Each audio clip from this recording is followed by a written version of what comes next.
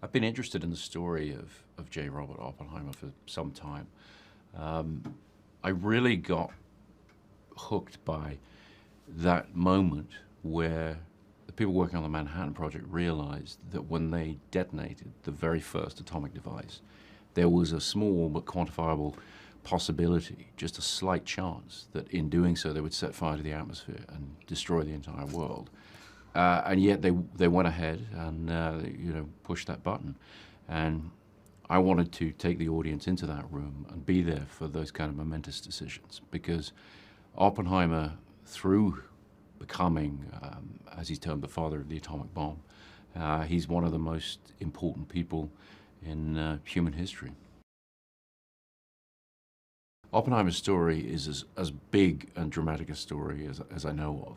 And so I wanted to put it on the biggest screens possible and get it out there to as many people as possible. His story affects all of us. His actions, for better or for worse, have defined the world we continue to live in. And so getting his story out there on the biggest screens possible to the widest audience, that was really the ambition for the project. At the center of Oppenheimer is Cillian Murphy's performance as Robert Oppenheimer. I worked with Cillian for years, but I'd never had the chance to have him as the lead in one of my projects. So I was very excited to be able to call him up and say, this is the one, this is where you get to carry the audience through a story. And it was very much a question of carrying the audience, because I really wanted Oppenheimer's story to be told subjectively. I really wanted to bring the audience into his experience and experience events as he did. There's an extraordinary cast around him. The film is a combination of a great central performance, but also this incredible ensemble cast with Robert Downey Jr., Matt Damon, Emily Blunt, Florence Pugh, and many, many more.